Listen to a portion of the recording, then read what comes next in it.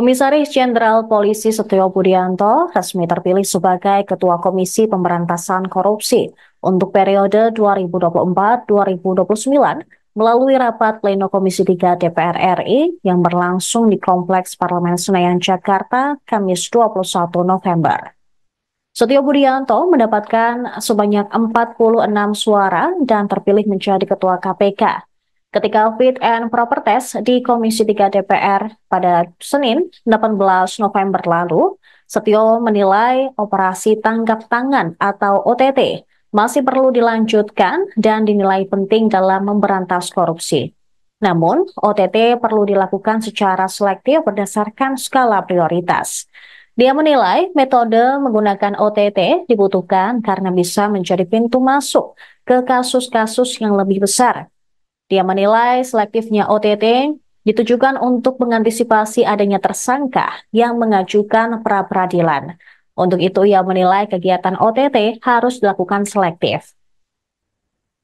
Lahir di Surabaya, Jawa Timur pada 29 Juni 1967, Setio Budianto merupakan lulusan Akademi Kepolisian pada tahun 1989. Pria berusia 57 tahun itu memiliki segudang pengalaman di bidang reserse. Ia cukup banyak mengabdi di wilayah hukum Polda Papua. Tercatat, dia pernah mengemban jabatan sebagai Kapolres Teluk Wondama, Kapolres Biak Numfor, Wadireskrim Polda Papua, hingga Direskrim Sus Polda Papua.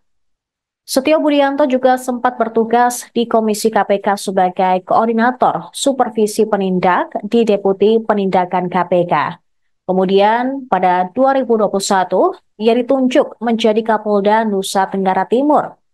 Setahun berselang, Irjen Setio menjabat sebagai Kapolda Sulawesi Utara. Ia juga pernah menerima amanah baru sebagai Pati Itwa Sumpori. Sejak 22 Maret 2024, Setio Budianto mengemban amanat sebagai Inspektur Jenderal Kementerian Pertanian RI. Hingga akhirnya, dia terpilih menjadi Ketua KPK berdasarkan voting Komisi 3 DPR RI pada 21 November 2024. Jadi kami itu betul-betul merasakan seperti dibully, seperti dipermalukan. Kami dihajar dengan berbagai kasus. Kasus Pak Isial selesai, dihantam lagi dengan kasus lain. Diterbitkan lagi dengan sprindik lain. Disikat lagi dengan sprindik lain. Nggak habis-habis dengan sampai hari ini. Jadi beberapa sprindik muncul lagi.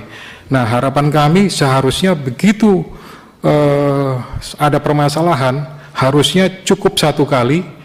Itu yang dulu kami lakukan gitu. Pada saat ada kementerian dulu, pada saat kami direktur penyidikan, satu saja. Setelah itu kami sampaikan kepada kementerian komitmen untuk tidak terulang, komitmen untuk melakukan perbaikan.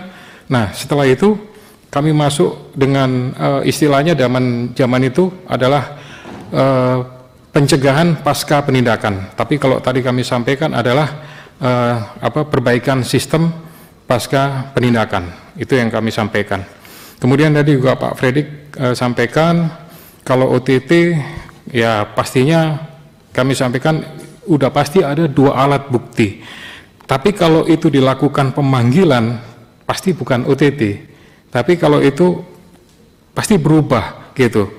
Khawatirnya kalau itu dilakukan pasti menghilangkan barang bukti dan lain-lain. Itu pasti akan berubah gitu. Jadi dengan dilakukan OTT ini pasti kita akan bisa mendapatkan banyak alat bukti yang lain-lain.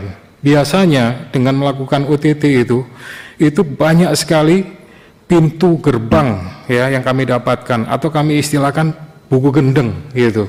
Bahkan ya sebar lebar lah yang kami dapatkan.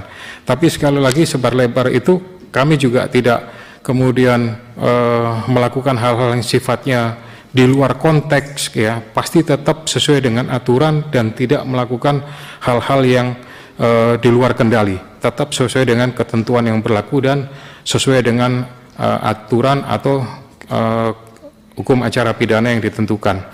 Download Tribun X sekarang, menghadirkan lokal menjadi Indonesia.